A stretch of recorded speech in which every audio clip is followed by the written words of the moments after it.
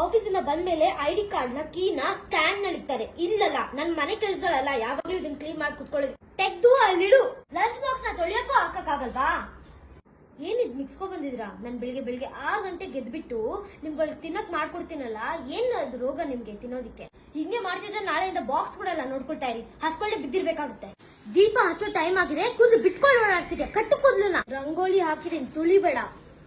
ಓಯ್ ಓಯ್ ಎದೋಳ ಮೇಲೆ 6 ಗಂಟೆ ಆಯ್ತು.